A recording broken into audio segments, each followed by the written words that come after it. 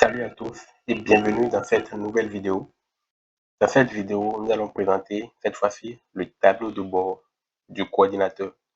Lorsque le coordinateur va se connecter avec son identifiant et son mot de passe, il sera redirigé vers le tableau de bord. Donc, nous allons présenter chaque page du site d'abord et ensuite toutes les sections du tableau de bord. Sans plus tarder, on peut commencer. D'abord, on se rend sur le site via le lien mastersommeilfss.org.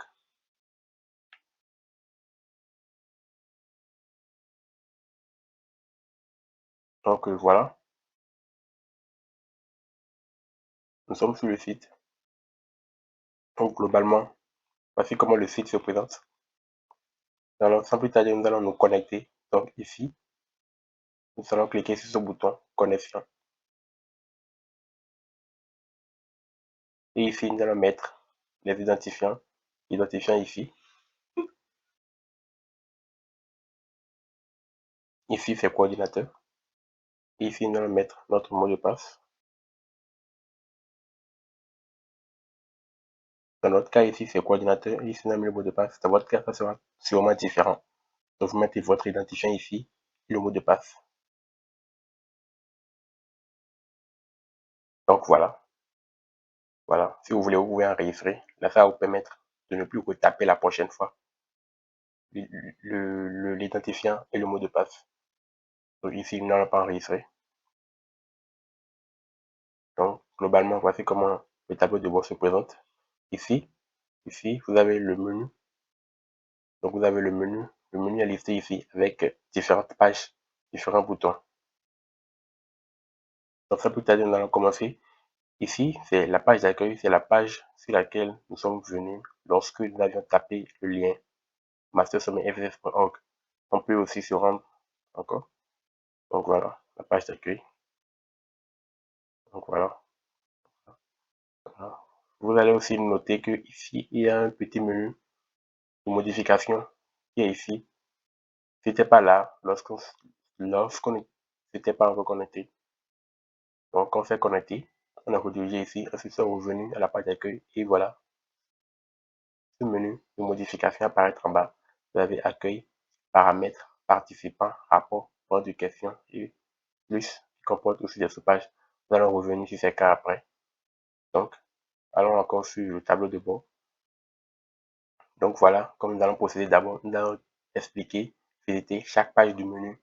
Ensuite, nous allons revenir sur le tableau de bord plus tard et expliquer. Donc, allons sur la page Mes coûts. Donc ici, vous avez une section nommée Vue d'ensemble des coûts. Et ici, vous avez un message fenêtre inscrit dans vos coûts. C'est assez explicite. Donc, si vous avez créé un coût, vous allez voir le coût va apparaître ici. Voilà, il y aura l'image et le titre et tout qui va apparaître ici. Soit vous avez créé, voilà, quand vous avez créé un coût, vous allez voir apparaître ici. Et si vous avez une fois inscrit dans un coût, celui-ci s'affichera ici. Ici, vous avez deux boutons, gestion des coûts et créer un coût. On peut cliquer sur gestion des coûts. Quand vous cliquez sur gestion des coûts, là, vous allez tomber sur cette page. Et qu'est-ce qui peut être fait sur cette page? Cette page, vous avez quand même les catégories listées à votre gauche et à droite. C'est-à-dire que vous cliquez sur une catégorie, le coût que contient cette catégorie va s'afficher à droite. Et là, vous pouvez modifier, faire toutes sortes de modifications préliminaires sur le coût. Donc ici, cliquons par exemple sur ceci. Donc, semestre 1, on a cliqué sur unité de connaissance fondamentale. Et ici, on peut voir qu'il y a trois coûts. Et là, vous voyez les trois coûts ici. Vous voyez les trois coûts ici. Et ici, vous avez des icônes sur le coût. Ici, vous pouvez cacher le coût. Voilà, vous pouvez supprimer le coût. Vous pouvez dupliquer. Voilà. Et ici, vous pouvez modifier. Donc, la page là-bas servir de modification. Nous allons revenir ici sur tous ces détails après. Donc, voilà, j'aimerais vous montrer l'aperçu. Ici, j'ai créé un coût. Là, quand vous cliquez, vous allez créer un coût. Nous allons revenir sur ça après. Dans cette vidéo, c'est juste la présentation des différentes pages. Donc voilà, créer un coût. Ensuite, nous avons la page administration du site. Voilà, ici, quand vous cliquez, vous avez, comme le nom l'entend, l'administrateur du site. Vous pouvez gérer toutes les pages du site. Vous voyez, ici, il y a la fonction recherche pour rechercher rapidement. Ici, vous avez plusieurs catégories de modifications et des sous-catégories ici. Analyse de données, modèle d'analyse de données, les compétences, l'implémentation de référentiels de compétences, l'exportation de référentiels de compétences, migrer les référentiels de compétences, etc. Ici, vous avez des bytes, page 5P, langue, présentation. Donc, nous allons revenir plus tard et expliquer chaque page, les pages les plus importantes ici.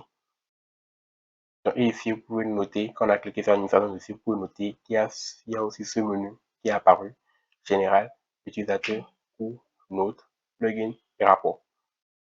Donc, on peut cliquer, on peut visiter chaque page du menu de ceci pour voir. Donc, utilisateur.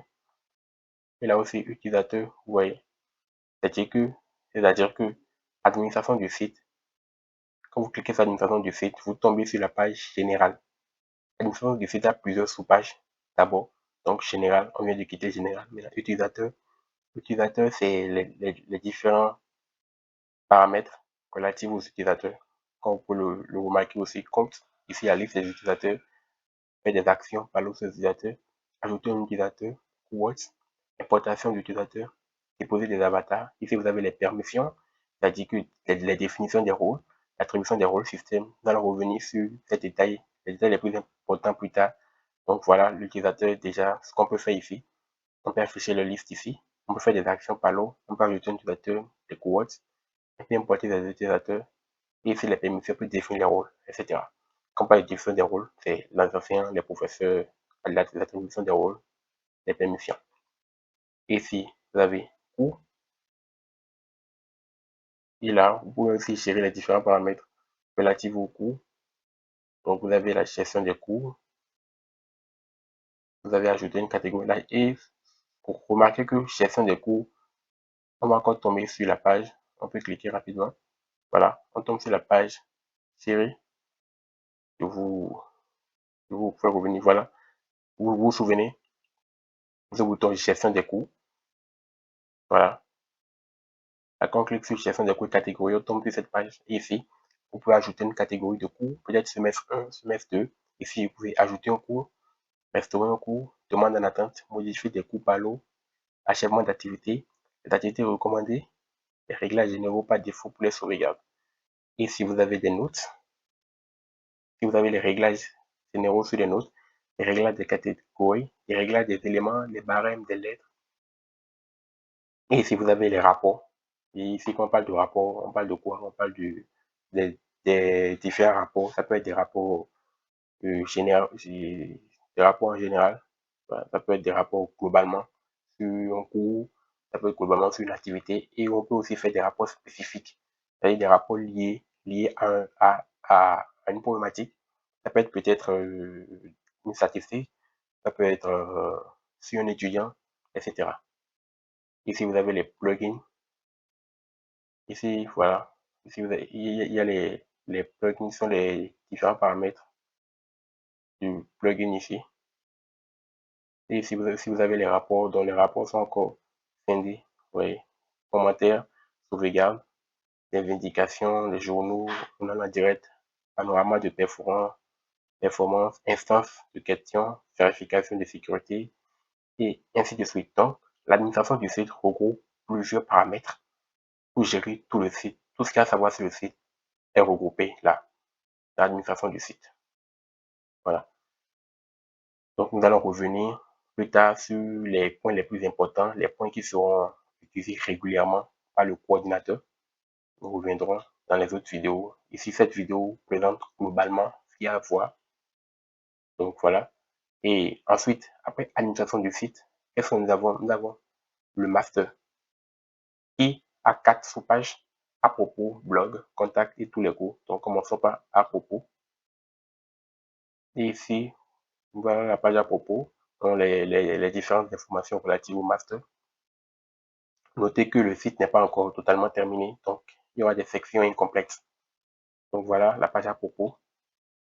Ensuite, la page blog. Donc voilà. Et comme vous pouvez vous en douter, blog, ça va regrouper les articles. Donc voilà, pour le moment, il n'y a qu'un seul article, comme vous pouvez le constater. Plateforme de formation, un master, le sommet, c'est pathologie, écrit par l'administrateur le 13 novembre. Et pour le moment, il y a 0 commentaire. Vous pouvez lire l'article ici, et ensuite, écrire un commentaire. Vous pouvez aussi modifier, car le coordinateur a plusieurs droits. Donc, vous pouvez même ajouter un article ici, et modifier, supprimer, etc. Donc voilà tout ce qu'il y a à savoir sur cette page. Ensuite, nous avons la page contact. La page contact, vous avez là les numéros de téléphone, l'adresse mail, l'adresse physique. Donc globalement, voilà. Après, vous avez la page tous les cours. Et ici, c'est aussi l'une des pages les plus importantes du site. Ici, vous avez tous les cours, comme le nom de la page, tous les cours. Donc, vous avez les catégories ici. Donc, les cours sont rangés par catégorie que vous aurez créé, évidemment. Donc, ici, nous avons semestre 1. On peut tout déplier ici. Oui, vous cliquez sur tout déplier ici. Et voilà. Donc, voilà ici, vous avez 4 sous-catégories de la catégorie semestre 1. Là, quand je clique ici pour faire défiler unité de connaissance fondamentale, là, on remarque qu'il y a 3 cours. Voilà, il y a 3 cours. Et aussi, quand je vais faire cliquer ici aussi, il y a un cours ici. Voilà, ainsi de suite. Donc, vous pouvez cliquer, vous pouvez créer autant de cours, autant de catégories, de sous-catégories que vous voulez. Et ici, il y a un petit bouton plus pour ajouter un cours. Ce sont des raccourcis. Pour ajouter rapidement un cours, pour ajouter une autre catégorie. Et pour gestion des cours. Souvenez-vous, la page gestion des cours. Alors, et ici, on peut filtrer directement. Vous pouvez filtrer directement par catégorie, sous-catégorie ici. Ici, vous pouvez rechercher un cours. Donc, voilà ce qu'il y a à savoir sur cette page. Ensuite, on continue. Ici, vous avez la langue, français, anglais, voilà, que vous pouvez changer. Et ici, vous avez la cloche de notification. Et ça va regrouper toutes les notifications. Ça peut être toute les notifications qui a rapport à votre connexion, qui a rapport à un cours, qui a rapport à un enseignant, qui a rapport à tout, hein, tout ce qu'il y a à savoir. Donc, les notifications sont rangées ici. Et ici, vous avez les messages. Les messages sont rangés ici par groupe. Tous vos messages sont rangés ici. Ensuite, vous avez coordinateur, coordinateur. Ici c'est le compte. Voilà, coordinateur, le prénom. Coordinateur ici, le nom. Pourquoi? Parce que c'est le nom qui a été configuré. Dans votre cas, ça peut être différent. Ça peut être Ali, Jean, etc., etc. Donc, quand vous cliquez sur le compte, vous avez des sous-pages qui vont apparaître. Premièrement, profil. Allons sur la page profil. Et là, on peut observer, voilà, tout ce qu'il y a à savoir sur le profil est rangé ici. Et vous pouvez modifier le profil comme vous voulez. Les mots de passe, les langues, les préférences. Voilà, ici les rapports, les informations détaillées sont ici. Vous pouvez modifier encore. Les informations de connaissance sont ici, les divers. Voilà, tout ce qu'il y a à savoir sur votre compte est sur cette page-là. Après, nous avons Notes. Donc, comme vous pouvez le remarquer, dans un petit message, vous n'êtes inscrit dans aucun cours et n'enseignez dans aucun cours sur ce site. Donc, lorsque vous aurez un cours, il y aura des notes à donner, ça va apparaître ici. Vous pouvez cliquer et consulter les notes. Donc, c'est assez pratique. Ça va vous éviter de chercher tout le temps le cours pour aller voir, etc. Donc, les notes sont rangées ici. Ensuite, nous avons calendrier. Voilà, calendrier. Ici, calendrier, ça va regrouper. Bon, là, le calendrier, quand vous pouvez voir les événements, ça peut être des événements relatifs au cours. Tout soit arrangé ici. Vous pouvez même ajouter un nouvel événement. On peut faire un essai rapidement. Ici, vous pouvez voir contacter l'étudiant Ali. Voilà, on peut mettre ça comme un événement. Ensuite, je peux mettre ça le 12. Voilà, vous pouvez afficher plus pour plus personnaliser. Voilà, voilà. Et on peut ajouter une description. Je mets ça, je mets pour un cours, pour un cours, il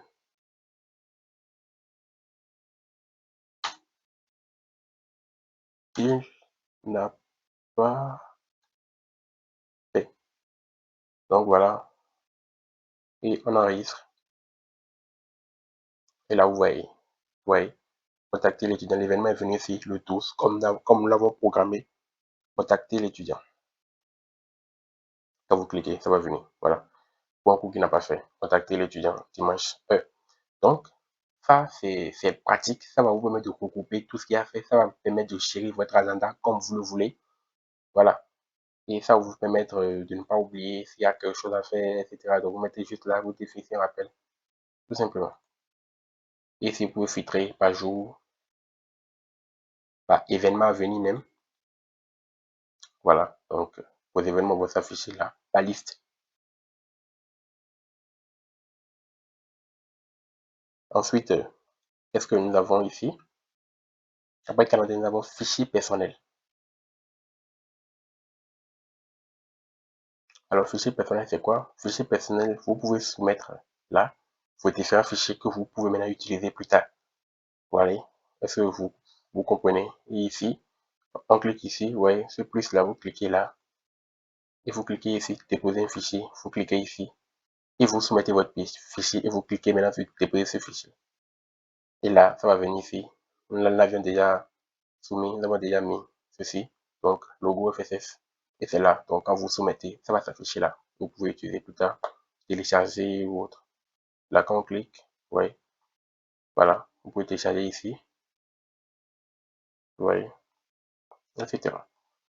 Donc, c'est vraiment pratique. Ensuite, vous avez les rapports. Ah, on avait déjà parlé des rapports tout à l'heure. Donc, les rapports, ouais, c'est venu sur administrateur du site, rapport. Là où on l'avait trouvé avant. Ouais. Et vous pouvez faire un nouveau rapport. Là, vous créez un rapport. Les rapports, c'est quoi? Ça vous permet de, ça peut être un rapport général sur un cours. Ça peut être un rapport sur un étudiant. Ça peut être un rapport sur une statistique que vous avez remarqué. Donc, vous faites un nouveau rapport. Nous allons revenir sur la manière de faire le rapport. Comme je le répète encore dans cette vidéo, c'est une vidéo de présentation. Donc, on va présenter rapidement, bref, toutes les pages. Après, fichier personnel, vous avez, bon, rapport. Vous avez définir rapport, vous avez préférence. Et voilà. Préférence, souvenez-vous, il y avait quelques paramètres dans profil. Voilà. Ils se sont regroupés ici encore. Compte utilisateur, vos préférences, ouais. Vous pouvez modifier le profil, changer le mot de passe, la langue. Ici, rôle de ce utilisateur. Attribuer ce rôle à cet utilisateur. Ouais. Les paramètres relatifs au rôle. Vous pouvez même revoir tout ceci dans administration du site encore. Voilà. Ici, blog. Ouais. Les préférences relatives au blog. Ouais. Ici, les badges. Alors, les badges, c'est quoi? Les badges, ce sont dans un cours, on peut configurer un badge. L'enseignant ou vous pouvez mettre un badge et là, à la fin du cours, à la fin de l'activité, d'une compétence, le badge sera attribué à l'utilisateur. Donc voilà, vous pouvez gérer ça depuis ici. Après ça, qu'est-ce que nous avons?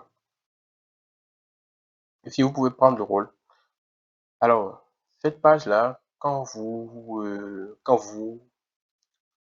créez un cours, voilà, choisissez un rôle pour se faire une idée de l'affichage de cours en ayant ce rôle. Donc, quand vous créez un cours, vous pouvez cliquer sur, vous pouvez changer de rôle, l'enseignant ou étudiant, parce que ici, vous êtes un coordinateur, donc vous êtes au-dessus de l'enseignant.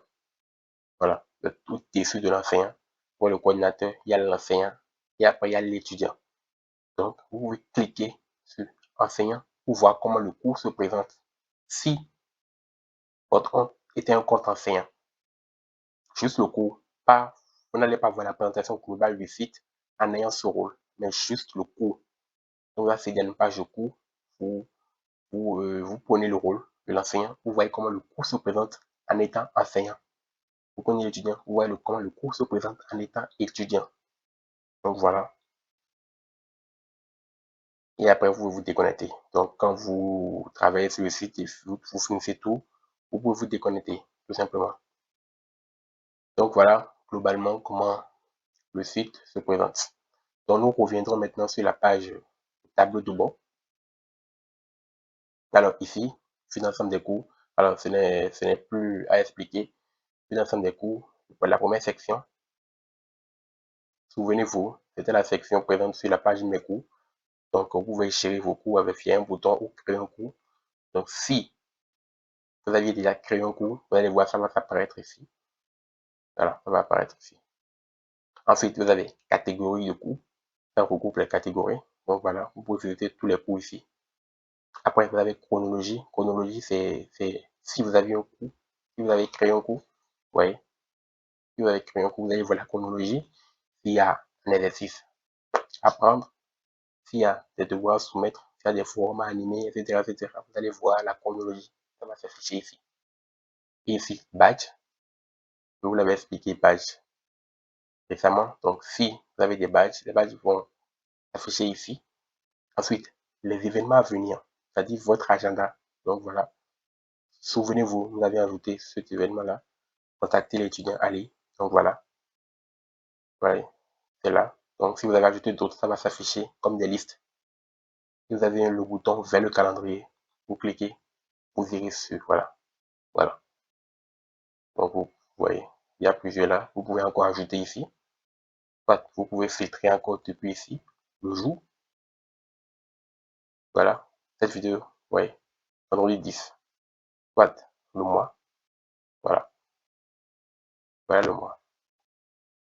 Et notre événement est toujours là.